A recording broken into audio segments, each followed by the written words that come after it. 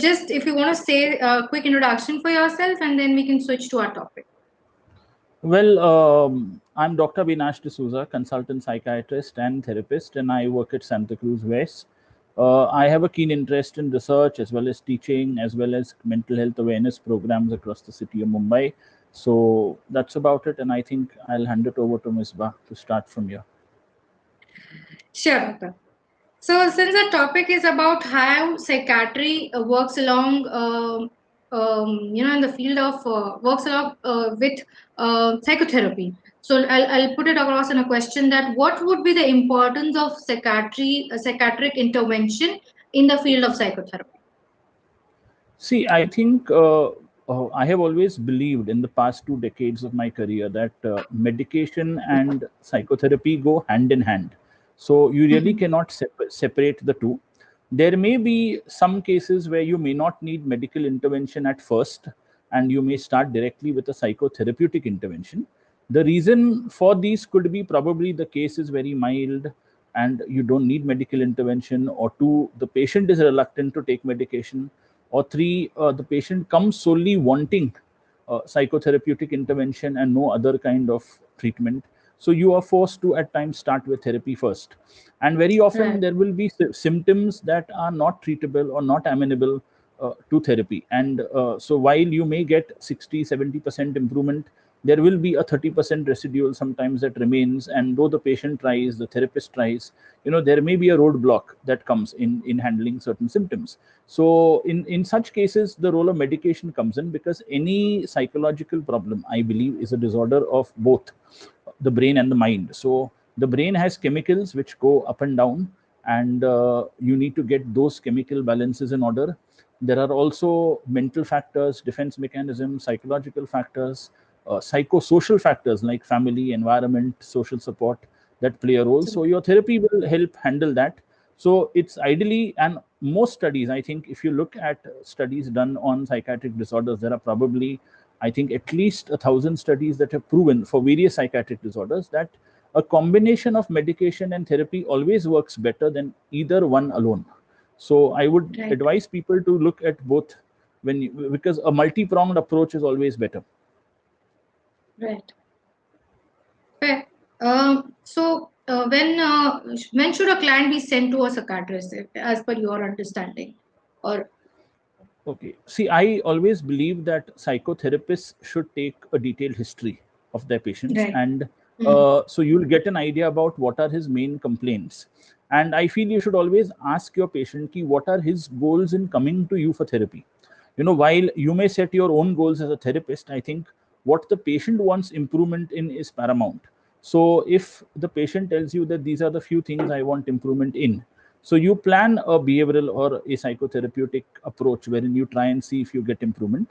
So the first step is, if you feel his illness is very chronic and he's been ill for a very long time and has been to multiple therapists and not been on medication regularly and not shown improvement with many therapists, then I feel that's the first hint that he needs psychiatric medication along with therapy. Second is that if his disorder is brain based, so depression, anxiety, OCD, schizophrenia, any of these disorders which are brain based and psychologically based, then you need to look at medication intervention from that point of view. So there again you refer to a psychiatrist. Thirdly, if the patient says that despite 8 sessions of therapy or 12 sessions of therapy, I have shown improvement, but there are symptoms that remain. So sometimes depressed mood doesn't go fully, or for that matter, some amount of the obsessions and compulsions remain despite all your behavioral interventions. Sometimes there are delusions and hallucinations that remain despite you treating the other modalities. Sometimes in children, there is an ADHD component that doesn't go. So that is the time for you to realize, okay, probably now we need to bring in medication, because we've done all that we could psychologically and behaviorally, and probably we've done our best. And there is no harm in liaisoning with a psychiatrist. So one of the things I think Absolutely. which I want to convey is that many therapists have this fear that if we liaison with a psychiatrist, maybe the patient would run away and go away to the psychiatrist, and we lose our Yeah. client. And I think it doesn't work that way, because all these years, I mean, I've had patients who I do therapy myself with, but I've also had a huge number of patients who I refer out for therapy. So I don't think you're going to lose your patient. So I think don't have that fear, because once that rapport is established with you, he's not going to very easily go to another therapist. So I think you have to have faith on your abilities also. Absolutely, I very well second those thoughts, Dr. D'Souza. That it's a joint work at times when where the client may require help from the psychiatrist first, and then maybe they can do go ahead with the therapy, or vice versa, or whatever the case is. And no, and it Yeah. whomsoever the client may come to first, obviously there is no harm in taking up, collaborating, so that it is in the welfare of the client, as well as we are also doing a fair job to our work. Another point which I may add here is that therapists also have to understand is sometimes just being on medication may also make the patient more responsive to therapy. He may be more Right. open to suggestion. He may be more flexible in trying to you know follow out all the homework and other exercises that you give him, True, and he true. may just be more positive to come for therapy. So even your compliance to Right, therapy may increase. right, right. Very well. Yeah, I completely agree on that point. Um, so yeah, so that's one thing that all of us kind of keep in mind while we are having our clients. So, Dr. D'Souza, as we were talking about sending the client to a psychiatrist, what would be the early signs of, so how would you identify it, or common mistake? So let's go with the early signs first, and then I'll have my other question that I have. What would Okay. be early signs to detect? So I think when your client has depressed mood, which is not responding to other treatments, when he has suicidality, I think that's a must. Then you have to refer for medication and other intervention. If he's very aggressive and non-compliant with therapy, if therapy has been tried in the past multiple times and you find by reputed therapists and there's not been improvement despite the patient being regular, then it's Mhm. an important eye opener that he needs medical help. Also, if the illness has been prolonged, so if he's been ill for more than 2 or 3 years and therapy alone hasn't helped him, so then it's time that you look at a therapy and medication combination. In fact, I believe that you try out any intervention psychologically or behaviorally for 3 months, if you or 2 months, Mhm. and if you find the patient is not showing improvement, or for that matter worsening while on these kind of treatments, despite you doing your best as a therapist, then that's an eye opener that yes, I must refer to a psychiatrist for medical help. Right. Right. Thank you, Doctor. We'll have a quick look and say a hi to everybody who's joined us. Hi everyone. Thank you for joining. And if you have any questions with respect to how in tandem you can work with a psychiatrist or a psychologist, if you are on the other side, then do ask questions related to it. Um, Dr. D'Souza, there is one question from Suvarna. I'm going to ask it to you. What is the best treatment for fits after 3 years medication? I think that's what she means. Okay, since she has asked about fits, or what we refer to as epilepsy, what's very important to Mhm. understand is there is no 3 year rule for epilepsy. The rule is it's a 5 year rule. So if a patient is on anti epileptic medication and has probably not had a fit for 5 years, then we can probably think of reducing medication based on the cause of his fits and the type of fits. So there are some forms of epilepsy where medication may continue lifelong, but there are some forms of epilepsy where after 5 years we can look at a reduction of medication.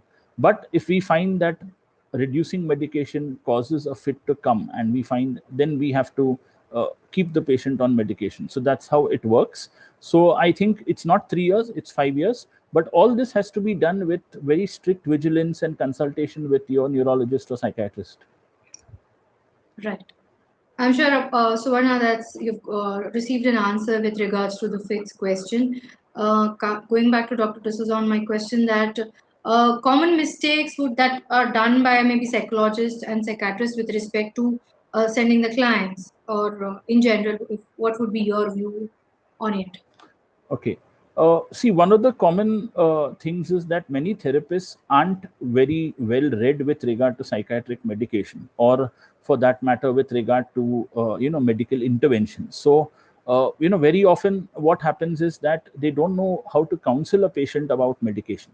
So that the common tendency is that if the moment the patient says I'm having these side effects or I'm drowsy or this, they would immediately tell the patient stop the medication. So this is something which I feel they shouldn't do. They should rather tell him to go back to the doctor concerned and discuss the same with the doctor, because you do have some side effects, but they can be negotiated by adjusting the dosage or adjusting the medication or a change of medication if needed. So it's not that these can't be done. Another thing is that there are some therapists I have found who are probably inherently a little negative on medication, so they tend to avoid medication and tell patients that don't go to a psychiatrist. So that is, I think, a very, very important mistake that you shouldn't make. Don't put further negativity in the minds of the patient, because there's already some amount of stigma that society attaches with you going to psychiatrist. So Absolutely, they yeah. feel you're True. mentally ill, and so don't add to that by saying that, oh, don't go there or whatever. Now the other issue is that when you refer a patient to a psychiatrist, very often the therapist rarely speaks to the psychiatrist. So it's very Yeah. important that you have a proper sort of discussion, maybe 10-15 minutes. Discuss with the psychiatrist what you've done therapy wise. Discuss what are your aims in sending the patient for medication. What you feel is not responding to therapy. So otherwise it will happen that the psychiatrist does his own evaluation and treats in his own way. But if the psychiatrist also has pointers that, okay, this is my target and we're going to work in liaison, then it works much better. And I think a session by session update is also something which a psychiatrist would love to have, but that very rarely happens, because even when I speak to many therapists about what do you plan to do or whatever, I think, yes, I definitely have around 40 to 50% who are responsive and give me updates, but there are many who don't. So I would request that people should have this liaisoning with psychiatrists in a very healthy way, that neither one is here to overtake the patient, or neither one is here to prove their superiority. We want to do everything that we want to do for the benefit of the patient. That is important. Yeah, I very well. Actually, I was going to come to that when you earlier said that that send, if required, send the client, send the patient to a psychiatrist, and maybe the therapist should talk to the psychiatrist to understand or give the psychiatrist the overview of the situation the client is in, and what are the client therapist's goals, and what could be the goals they can expect from a psychiatrist. So yeah, that listening and that communication would definitely help. One of the things which I have always done in my practice is that I've even invited the therapist and told the therapist that if you want to come in for the consultation session, ask the patient and come in. So you may very openly discuss in front of the patient what the issues are. The main aim of this is, one is the patient feels very confident that my therapist and my doctor are talking to each other. So he Yes. he feels that it's not there on one team. So it makes the Yeah. patient feel very, very happy. And then he Covered. also feels that my doctor has now advised my therapist what to do, so my therapist will be able to work, and the confidence in both the psychiatrist and the therapist improves. And I think patient compliance improves markedly when he realizes that you all are both on the same team. So it is something, and you all are both working towards his betterment. So I think this is something which I think is very important. Right. Very well. Dr. D'Souza, how do clinical and counseling psychologists contribute to psychiatrists? I think, see, we need clinical psychologists, because there are patients where at times we may be stuck and we would need evaluation. So, this would be patients where a diagnosis is confounding and we aren't sure. This may be patients where we need documentation of diagnosis for maybe legal aspects or certain other reasons. There may be patients where we need an IQ test. So, again, we need a clinical psychologist to intervene. There may be patients where there's a marriage or a divorce or multiple other semi-legal issues which are going on, wherein you would need documentation of illness, or they're referred by a company and you have to document illness for an organization. So there again you need a clinical psychologist. The counseling psychologist is definitely needed, because I think no psychiatrist can probably offer therapy to all the patients he sees, because his practice being huge, he would invariably have to refer patients outside for therapy. So it's important that you have a team of counseling psychologists with you who you can refer work to, for the very simple reason that you would need someone beyond you to be doing therapy and to be liaising with you and probably interacting with you in this regard. So I think counseling and clinical psychologists are both very useful to psychiatrists, and I think both benefit in this liaison for the simple reason that the patient benefits, and both have their roles. So the roles are very well defined. Fair. Right. So I think that's a lot of clarity on how the association can be built up and how they can work as a team. How does a psychiatrist decide what is required? What is the required therapy for the patient? See, very often, I think a large number of psychiatrists have some grounding in therapy. So it's not that they are unaware. So very often, I think the psychiatrist may suggest to the counseling Mm. psychologist that I think, say, this patient is a more emotional kind of patient, so maybe Gestalt would work better in him. Or this patient is, a more intellectual patient, so maybe psychodynamic or an existential session would work better with him. There are many times wherein you may suggest that okay, this patient is someone who likes to refute or argue, and he may do better with a CBT REBT approach. So you may suggest based on your observations what would work best. Though I mean, in my practice over the past 2 decades, I have had exposure to a variety of therapies, and I think one of the things I have learned that an integrative eclectic approach works the best. So I always tell therapists Correct. that let's not stick to just one school. I mean, we may have to change schools session by session at times. We may have to incorporate small things from different schools based on what the patient needs. So let us use a more integrative eclectic approach. And what's always forgotten is that I think the basic underlying psychodynamic weaving of the patient is what is very important, which I think while you have a biological understanding as a psychiatrist, you also need to know the psychosocial and psychodynamic factors which are there, which play a role. I'm not saying psychoanalytical here. I'm talking primarily about psychodynamic factors, which I think play a role, so that you can understand the patient more holistically. Fair. Yeah, I think that makes it clear. We'll also see if we have certain questions from people. Um, so yeah, there is a question from that in Indian society, people are always refusing to go to a psychiatrist. How to change the perception? See, you have to tell them that the psychiatrist is a doctor. He's a human being. He's just like anybody else. So he's not going to inject you. He's not going to drug you. He's not going to make you dependent on him for life. And don't picture him as a doctor with a long white coat in a mental asylum. No, he's not that way. He's just like any other doctor. And like, even I mean, I would retort the question in another way. We get a number of patients who are reluctant to go for therapy. They say कि मैं Yeah, वहां जाके क्या क्या बात करूंगा, क्या बोलूंगा, yeah, मुझे but कुछ समझ में नहीं आ रहा. So I no, always tell them कि एक बार जाइए तो सही. I tell them, you go for one session, see how you feel.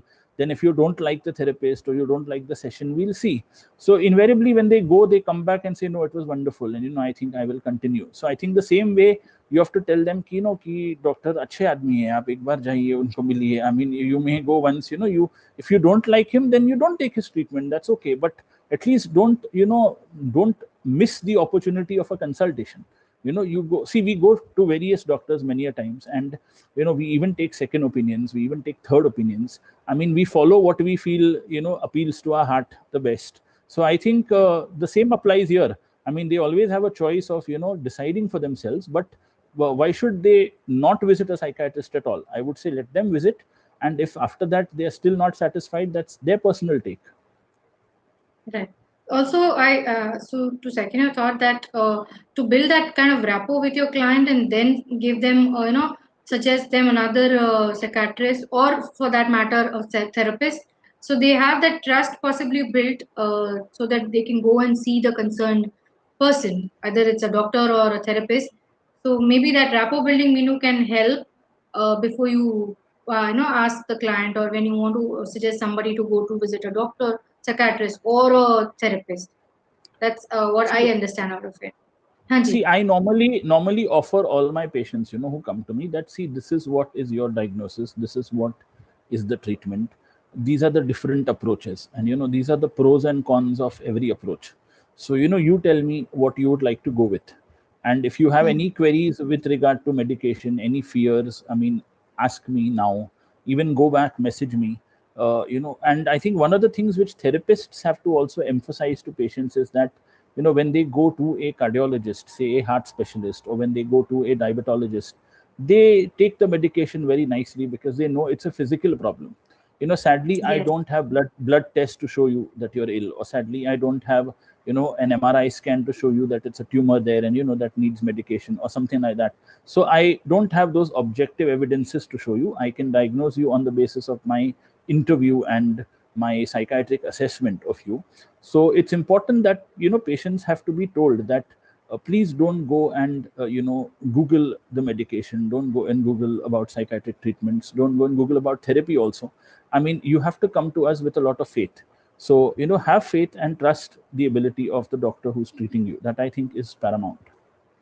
Yeah, absolutely. Like we have it for the physical ailments. Like we go to the doctor and we don't question कि भाई आपने ये कैसे किया या क्यों किया.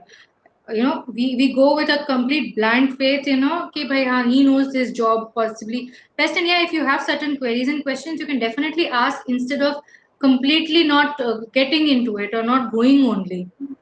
And yeah, like you said, you're missing the chance to recover or work upon yourself. So I think that helps you. I think okay, psychiatrist. Person gets addicted to drugs and caregiver gets scared. Scared. How do you manage that, Okay, or okay. how Now should they we manage themselves? Okay, now there are two things here. If the patient is put onto psychiatric medication, let me tell you, the patient is supposed to follow up with us regularly. So if the patient doesn't come and keeps taking the same medication for years and years and doesn't follow up, it's not really the fault of the psychiatrist, because there are many patients who do that. One of the things which I would tell the therapist as well as the caregivers is that make sure that you follow up with your psychiatrist very regularly. We are in 2020. We have very good medication. We have advances in psychiatric medication which were never like before, and we have medication which you can take and you can be even weaned off after a certain amount of time. So if you combine medication with a good amount of therapy, this weaning off process can definitely happen, and I don't see any reason why this shouldn't happen. So I think psychiatrists have to realize that uh, if patients comply, this can happen. Therapists have to realize if patients comply, this can happen. Caregivers have to realize if you can come regularly, meet your doctor, all this can happen. But if you self medicate and keep taking medications on your own, then that dependency develops, and then you probably may find it difficult to get off medication. But I don't think we would want to keep any patient on medication lifelong if he doesn't need it. Right. Yeah, very well. So there's one more question that when a person with OCD should consider taking medicine. Well, OCD is a very complex disorder. So you first need to assess what are the types of obsessions. You need to assess what are the types of compulsions. You need to psychotherapeutically and behaviorally see what you can target. There will always be a component that you may not be able to target. So, for example, certain religious obsessions may be difficult to treat behaviorally. Certain sexual obsessions may be difficult to treat behaviorally. So, in such cases, and when you have multiple obsessions, the patient is having OCD for a very long period of time, it's important that at that time you have to look at medical intervention. And we have good medications for OCD with which OCD can be controlled well. OCD itself is a tough disorder, so always remember, it's not a very easily treatable disorder, but it's definitely treatable. So the right combination of treatment, so you may need to combine 2 or 3 different approaches together, can definitely get you a huge surge of improvement in your patient. So do look at medication when it's needed. Um, should a person with anxiety should be referred to a counselor or a psychiatrist? This depends again on the type of anxiety we're looking at. So if you have somebody who's been getting panic attacks every hour, they may not be very comfortable with a counselor in the first place, because they need to get rid of the intense panic attacks that are happening. So you may need to give the person medication at first and then go in for counseling later to find out the root cause of those panic attacks and the anxiety. For example, I always say that if I had a boy who was appearing for his 10th standard exam on Monday and is brought to me on Saturday with panic attacks, I have no therapy to offer him. I have to give him medication. So I give him medication, just make sure that he finishes his exam. And maybe in the occasions, if he wants to come in for therapy, but then the exam is a stressor, and once that's over, he need not come in.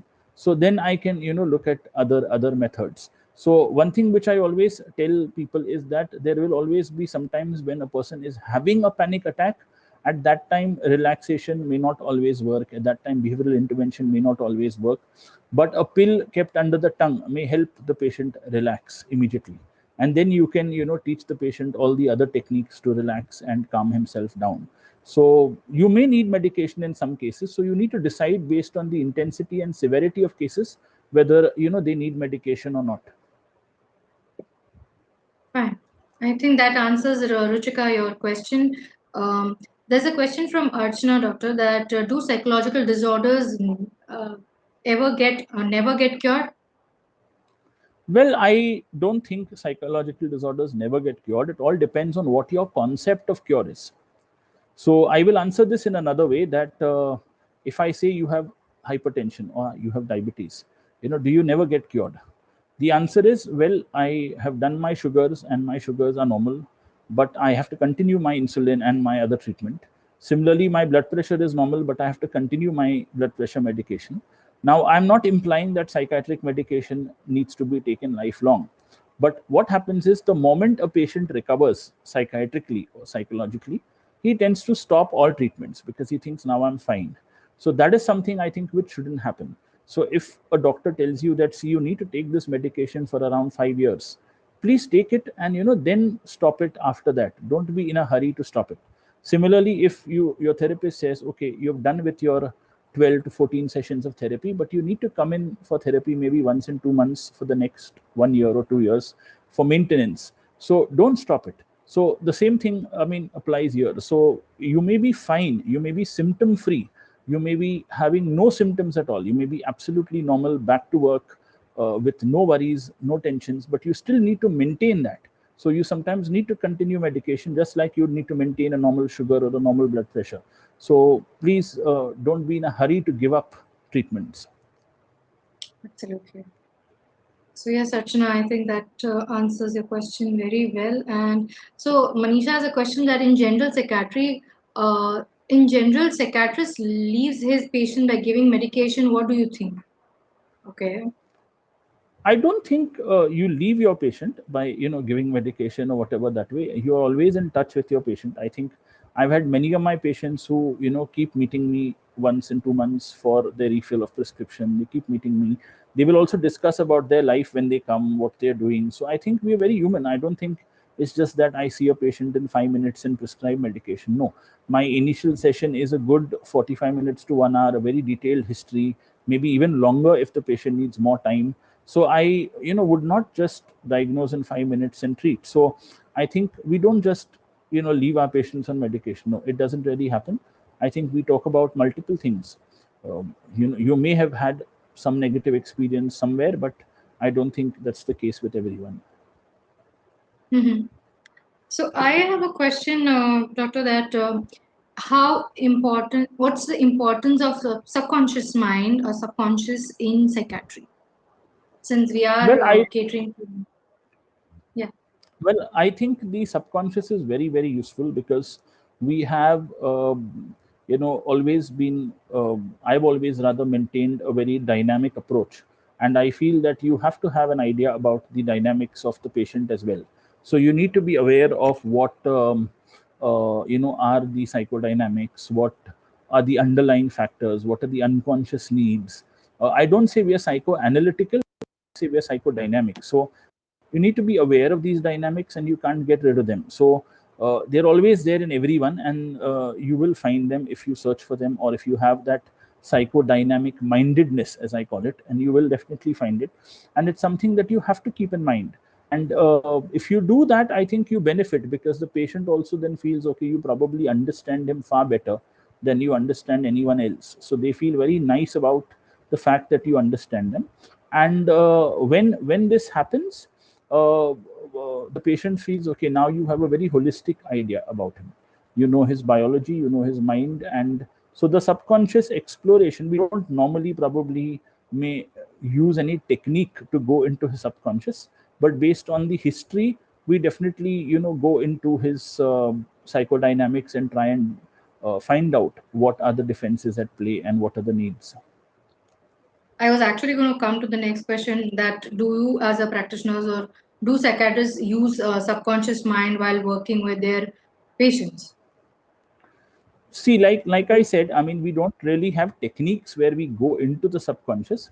One of the techniques that has been there for years and that we do use in a certain group of patients is talking to them under light anesthesia, which we refer to as the sodium pentothal interview.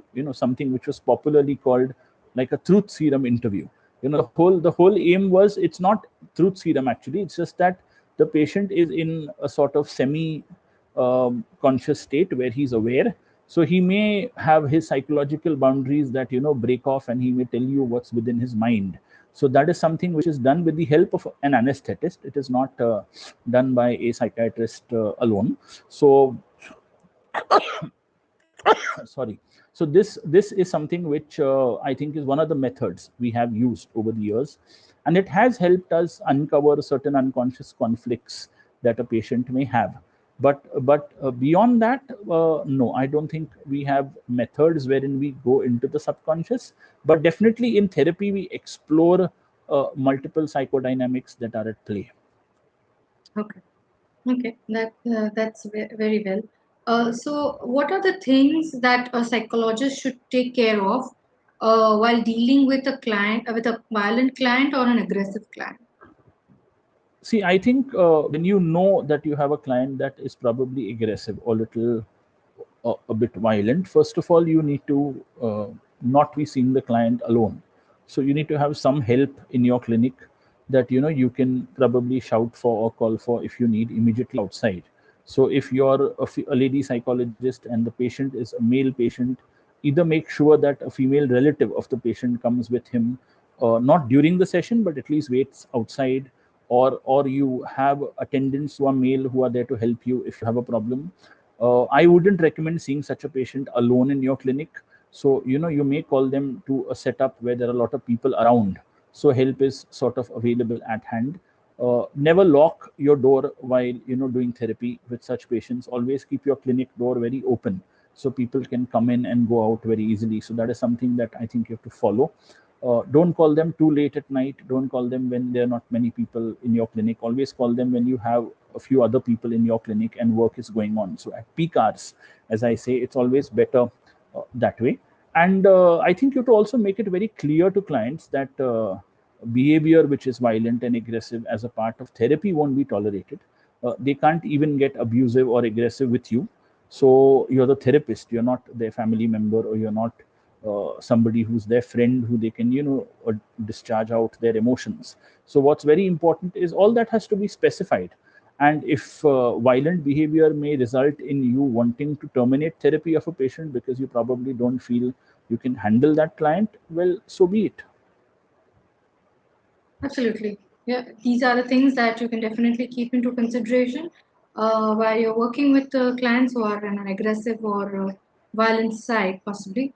So, Doctor, there are another questions from people that can you guide about OCD disorders treatment, which is the best along with medication? I think medication followed by a psychotherapeutic behavioral approach works best. So you may have habit reversal and avoid exposure and response prevention, certain other behavioral interventions that you may try along with CBT in some cases, followed by even maybe psychodynamic exploration in some cases. So this is what I think works best. CBT has proven to work the best for OCD. So I think you could combine that with medication and with behavioral interventions also. And I think that would be the best approach. Okay. Yeah, I think Suvarna, that's the answer that you were looking for. Ruchika has a question that are all medications addictive?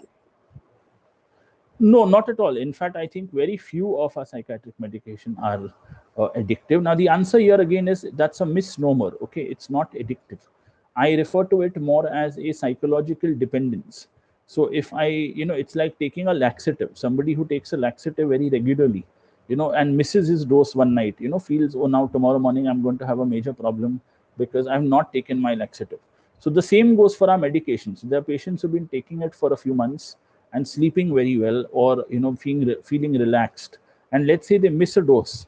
It psychologically makes them feel worked up. Oh, now tomorrow something is going to happen because I missed my dose, though it may not happen.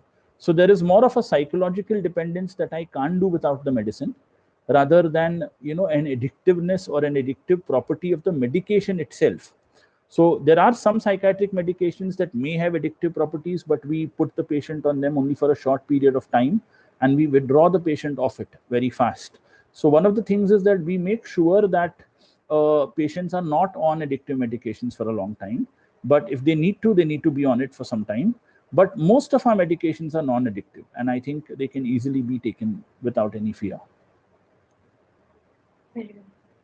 So there's a question that in cities of medium population, we face great restriction to deal with persons freely. Most of the time, psychiatrists are at the end option for psychological intervention. The free process of referrals does not work cordially in our areas. Please suggest. Well, I think you need to look at maybe people who are your age, people who are like minded, probably go and meet them, see what their approach is, refer, let there be a trial and error approach. So if you have maybe 5 or 6 psychiatrists in your city, or maybe 10 or 12, you'll have to refer to all of them and see who is the most, I would say, amenable to a liaison approach and who works well. I don't think it's the case. I think what happens is that the tendency is that usually psychiatrists in smaller towns have huge practices. So probably the time they can give you and the time they can give patients is restricted at times. Not that they don't want to give time, they do give time, but it's restricted. So one thing which I would advise is that meet the psychiatrist, speak to him, probably look at how you all could, liaison in different ways. And once you probably know how to do it and you speak to him and you work out something, I think it would be fairly well manageable. Right. So yes, Abha, I think that is something that you can explore. Minu's question is that I have seen few people with depression taking counseling and medication for years, but still no improvement. Why few people are very few people are responding to medication and counseling? Why very few people are responding to medication and counseling? Well, I disagree. I don't think people don't respond to medication and counseling. In fact, I will say a few people don't respond. A large amount of people do respond. So, if you've seen patients who've been in counseling and medication for years and have not responded, then you need to look at a change of medication. You need to look at a change of therapist, maybe even a change of psychiatrist if needed. So, take a second opinion and a third opinion, and start the ball rolling. So, you need to probably look at change if you are not seeing change. And if because I always believe that if a patient doesn't improve with medication and counseling, a, either our approach is wrong, b, either our diagnosis is wrong, or we probably are not capable of managing his case as well as we should. So we should, even at times, even I have taken opinions of senior doctors and try to get an idea of what they feel of the case and try and manage the patient based on what they tell me. So these are things which we all do in practice. So I think if you have a patient that is not responding, I think we shouldn't be afraid to take an opinion and see why things are going wrong. But I think there are very few who don't respond. There are a large chunk that respond. Right. So there is a question that any alternatives apart from medication for patients if they come to see you? Well, therapy is one option, but I have a very simple question to ask whoever has asked this question. That Brinda when we has have a asked that problem, question. no. So my approach is, I mean, with no malice to anyone, that if you're getting, I mean, a heart attack or you're getting a stroke, would you pose this question, to your doctor, that is there any other approach other than medication? Can you give me some Ayurvedic treatments to heal me, or can you give me some therapeutic treatments to heal me? I don't think you would. So you have to understand the seriousness of psychiatric disorders also. That just because it's psychiatric and that word psychiatric causes a shiver down your spine. You shouldn't be trying to say that, okay, medicine is something which I will not try. And I think there are good medications which can be given. There are very good interventions which are available, and I don't see any reason why these interventions shouldn't be used. So that is something which I think is very, very important, that be open. Don't close yourself up to medication. Absolutely. So there's a question from Malika. In fact, I think she's stating that there to have a healthy listening with doctor is an ideal situation. Many doctors are not open in talking and treat a counselor so well. So you want to throw some light Okay. on that, doctor?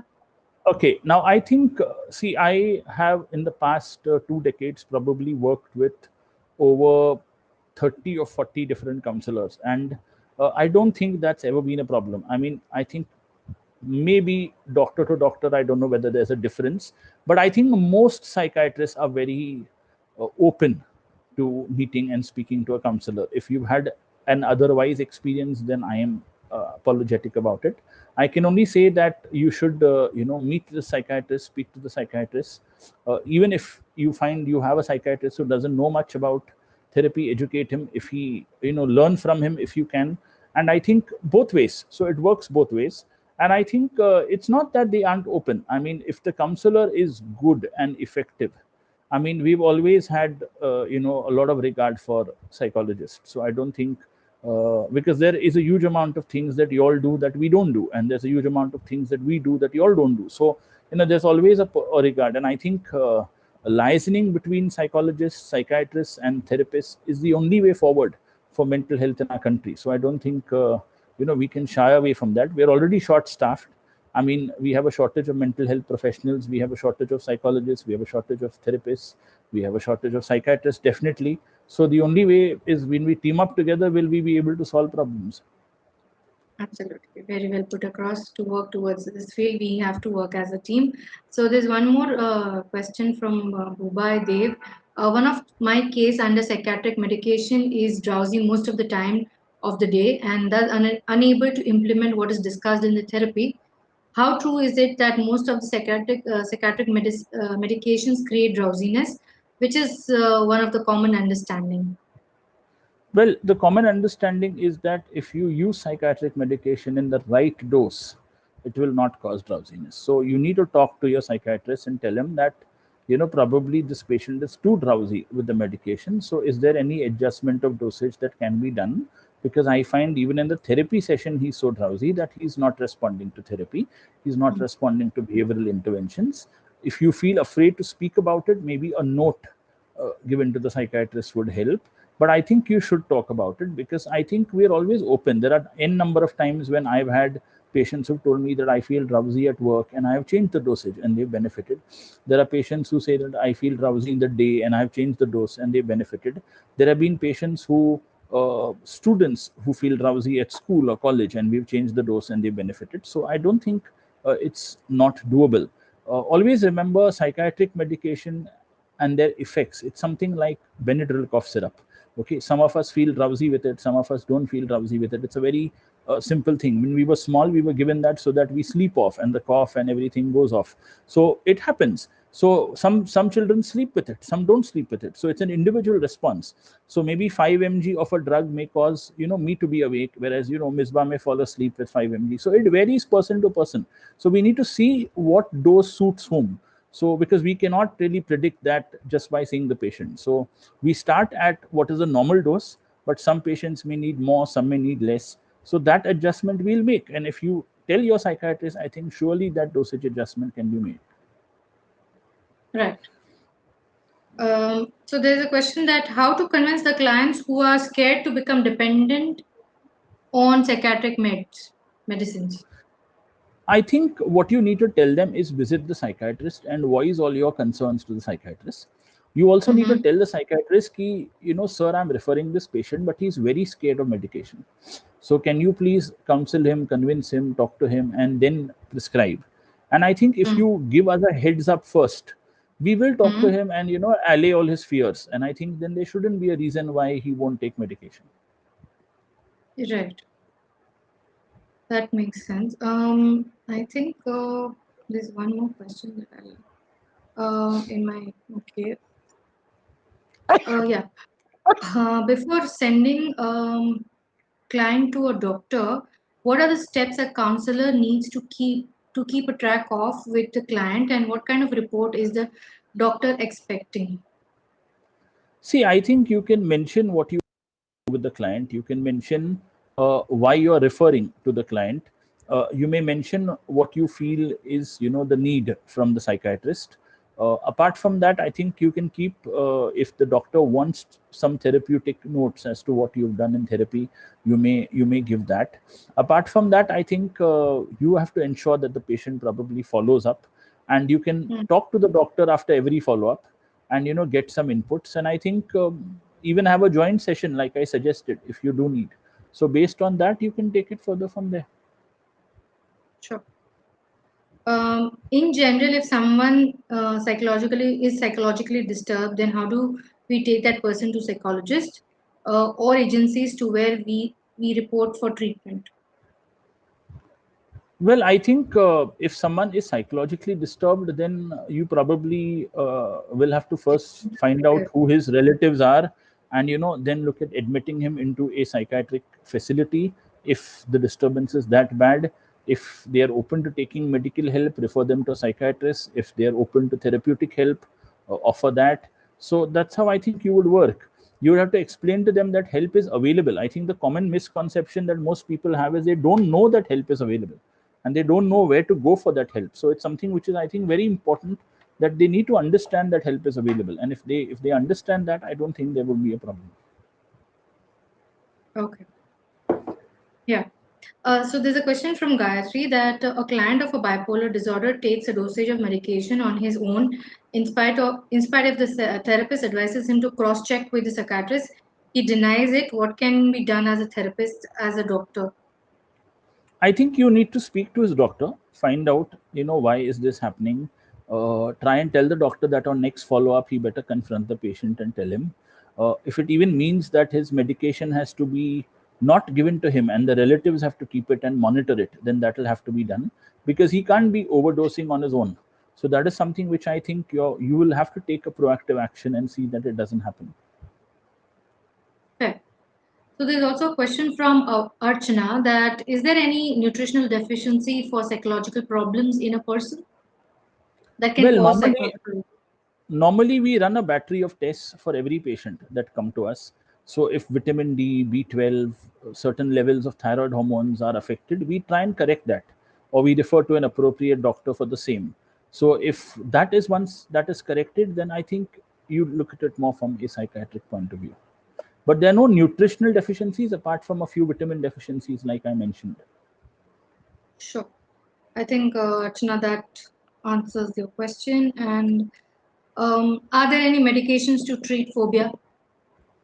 Well, it depends on what the phobia is. So, if it's a phobia of cockroaches, lizards, snakes, etc., patient may not come for therapy, because it's not something that's happening every day. But if it is a phobia of crowded places, or a phobia of being in a lift, and his office is on the 16th floor, so he will come for treatment, because his life is affected. Or if it's a phobia of going by bus or traveling by taxi or something like that, which is going to affect day to day life, then he will come for treatment. So the medication is anti anxiety medication if we have to give him, but a huge amount of psychotherapeutic and behavioral intervention is what goes into the management of phobia. So it's Absolutely. not only medication at all. Medication is only a very 30% component. 70% of the component is therapeutic. Hmm. Yeah. So also somebody's asked that there's a with respect to phobia only, that specifically in kids like teddy bear phobia, how will we guide? I mean, if children have that, I think you that's need to find out, why is this phobia yes, come up, and I think a good amount of counseling and behavioral intervention will definitely help. I mean, children all have their fears. Some go off on their own. Some need intervention. So you need to find out. right. At what stage or time should one visit a psychiatrist? If I mean that's where you I think start seeing the symptoms.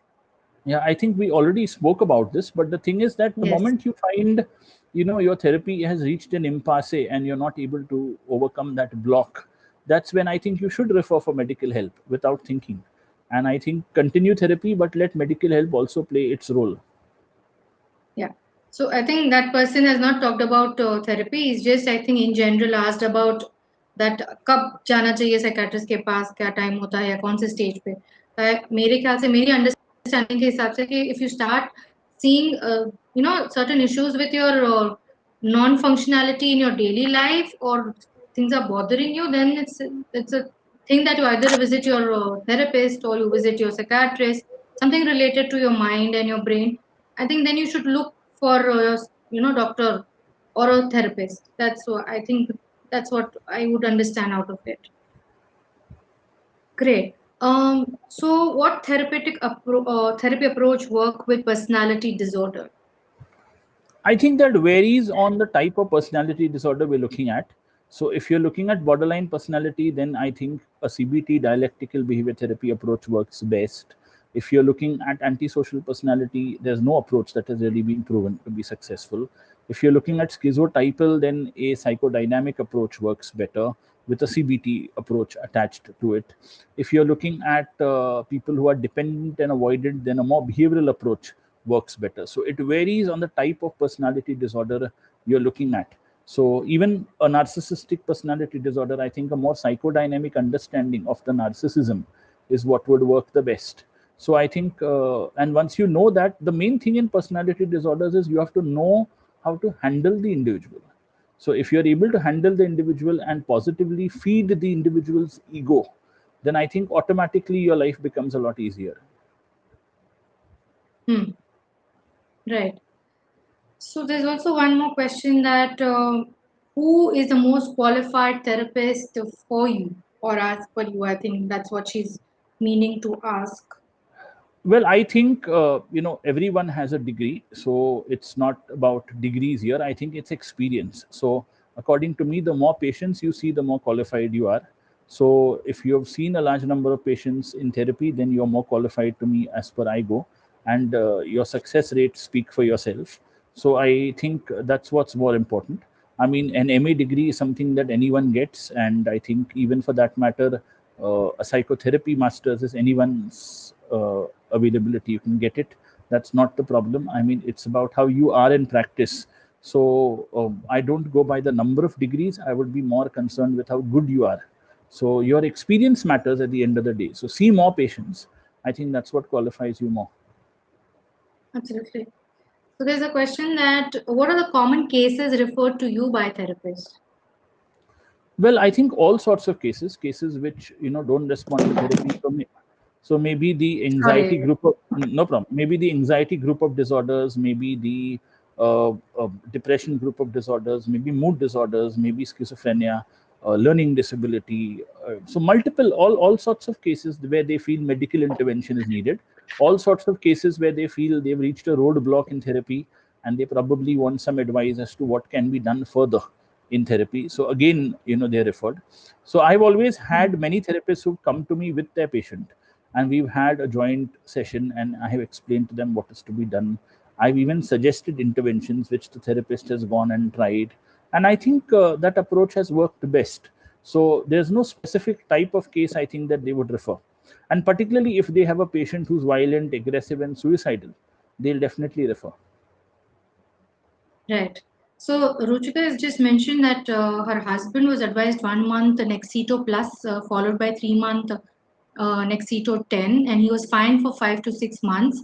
Panic attacks started again, and the doctor started Nexito plus again. Is this the right course? I mean, I'm I sure think, if you want to Ruchika, put it some would be light on. wrong for me to just comment because I don't know your husband, I don't know his history, I don't know anything about him. So I think I cannot comment on the choice of medication or treatment, and because I really don't know the patient, so it would be wrong for me to say anything about treatment. So I mean, if I see the patient, then I can tell you what treatment, and once I assess him, I mean, I would not look at his file directly. I would want to speak to him, assess him, and then I would probably be in a better position to comment. Sure. Sagar has a question, but I think that's more related to hypnotherapy, average sessions and the cost involved. Sagar, you can get in touch with us, and I think there we can help you with kind of sessions. And obviously, it will depend upon the objective that you're looking at. So, anything else, anything, any light that you want to put over it, doctor? He's asking about sessions on Well, I hypnotherapy. think, see, I think I'll be very clear that one thing which I want to tell therapists is that I totally understand that, you're in private practice. I totally understand there is a charge involved. There is, but I always tell my therapist that, if a patient says I can't afford a particular fee for therapy, you may have smaller focus sessions, charge him little less, but don't deprive him of therapy, just because True, he true, probably absolutely. he probably may not be able to pay a charge for like a 1 hour session. So I always say that he'll be more than happy if you give him even 20 minutes or 30 minutes, talk to him, but you may charge him very nominal, just so that he's able to afford therapy. But never turn away a patient from your clinic because affordability is an issue, because I think that will speak volumes of what you want to do for mental health. Absolutely. So yeah, I completely understand what you're putting it across. So obviously, at times, so I'll share our experiences also that we do have charitable setup wherein there is a minimal cost that we ask from the patients or the clients that want to visit us, and there are obviously private sessions that we do. So yeah, I mean, depending upon, but there's no uh, thing that there is any kind of issue that कि अगर minimal charge किया है तो कम अब importance इतना नहीं होगा या प्राइवेट है तो ज्यादा इम्पोर्टेंस होगा the therapeutic approach the professionalism remains the same throughout. It's just that the charitable part is more so giving towards the society that we are part of, and we want to work towards mental health care awareness. So yeah, I completely agree to what doctor is to say. um, there is one more question. Once again, hope to integrate approaches to support. How do you, integrate approaches to support children with ASD? I think he's also done entirely session on ASD, but if you want to just put some light on it. Well, I think you can, I mean, go and look at the entire video, which we've done before. I mean, Yes, everything is there. But I think I would just say that, you need a multidisciplinary team. So you need a special educator, psychologist, psychiatrist, speech therapist if needed, and they all have to work in liaison. So that's all I would want to say on this program, because that's not the focus of our show. So I would say that that's what I would want. I mean, that you have a multidisciplinary team and multidisciplinary evaluation, and that's what works best. And yes, and if there's anything, I mean, you can always get in touch with us. absolutely. So I have one question, doctor. That what are the things that a psychologist should take care of while dealing? Yeah, okay, that's already I've asked. So anything that you feel that whatever discussions we had through the session, doctor, with regards to how you liaison with a psychologist, whether it's a clinical psychologist or a counseling psychologist, any more tips you would like, or understanding that you would like to share with them on how they can work with the other Okay. psychiatrists? See, one of the things which I would want to just put forward is that a lot of the training in MA psychology and um, courses that run therapy, have very limited exposure to patients. Sadly, so there's a fixed internship period, and there's a fixed so that very often what happens is that your exposure to patients is limited. The theory teaching is a lot, and it's a good thing that you have to know that, but the exposure to patients is very limited. So you don't really have patients who you take up for therapy during your MA. You don't really have patients who you follow up, whereas the MD psychiatry curriculum is solely clinical work. So from day one, we are seeing patients, we're admitting patients, we're treating patients. We rather have very little theory lectures, which we're supposed to learn on our own, and we have some other lectures that happen. We have an integrated, of course, theory lecture program which is there, but the focus is clinical, which is somehow missing in many therapy and psychology programs. And then what happens is, when the person is thrown into private practice directly, your exposure being limited, you don't know what to do. So I would say that do work with someone, work under someone, work in a hospital setting, get that exposure, which is important. and then I think you could be, ready for private practice. Absolutely, I very well second the thought. I think across the psychology students also we have heard that there's a lot of understanding or theory has been they've learned, but practical applicability is something they are challenged with while when they go out in the environment to practice it.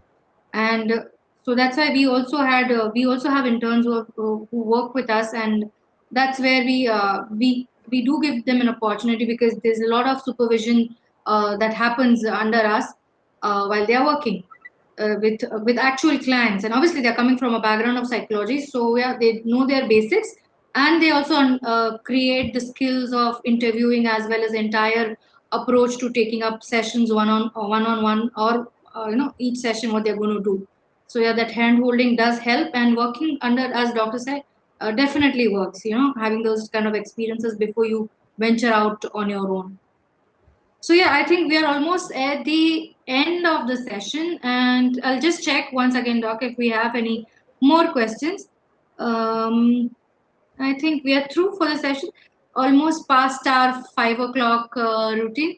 So thank you, everybody. Thank you for asking so much of questions. It also increases my horizon and understanding, and thank you so much, Doctor, once again for coming and giving your valuable inputs. And thank you for your time. And thank you, everybody else. And again, I'm going to see you tomorrow at 4. And tomorrow's topic would be, yeah, tomorrow the topic is cognitive hypnotic coaching and psychotherapy by Nitin Shah.